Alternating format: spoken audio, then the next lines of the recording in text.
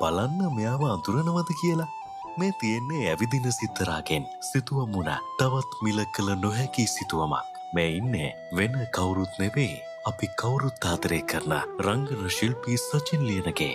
මේ තියෙන්නේ සචින් එයාගේ Facebook පිටුවේ බොහොම නිහතමානී විදිහට ඇවිදින සිත්තරා වෙනුවෙන් තිබූ සටහනක්. පුදුම ලස්සන දවසක්. හිතට සතුටක් ගෙනාව දවසක්. ටික දවසකට කලින් TikTok එකේ උඩ පහළ යද්දි දැක්කා මගේ චිත්‍රයක් අඳිනවා ලයිව් එකක. අනේ හරි සතුටු හිතුණා. අයියා මං දවස් ගාණක් ඉඳන් මේ චිත්‍රය අඳින්නේ. අයියාගේ නම්බර් එක දෙන්න. මම මැසේජ් එකක් දාන්නම්. FB Insta TikTok සම්බන්ධ කරගන්න බැරි වුණා. ඉතින් මං නම්බර් එක දුන්නා. අද කතාවේ ප්‍රධාන චරිතය හසිත ප්‍රසාද්. ඔහු ඉන්නේ රිකිල්ල ගස්කඩ. ඔහු වෘත්තියෙන් ගුරුවරයෙක්. ඉතින් අන්තිමට මේ දක්ෂයා මාව බලන්න ආවා. මේ චිත්‍රයත් අරගෙන හිතුවට වඩා ලොකුයි මේ චිත්‍රය. ජීවිතය ගැන පුදුම සතුටක් දැනෙන්නේ. මොහොතකට මේ ලෝකේ ඉන්න සතුටුම මිනිස්සයා වුණා මං. ඇස්වලට කඳුළු ආවා.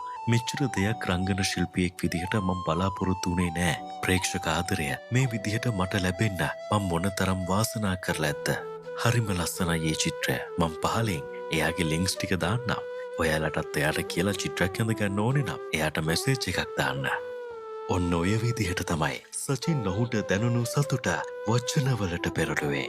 ඉතින් අපි හැමෝම ආදරය කරන සචින් අපි ඔයාටත් සුබ පතනවා. රංගන ශ්‍රේෂ්ඨ ඉහළටම යන්න වගේම තව තවත් ලස්සන නිර්මාණ කරන්න.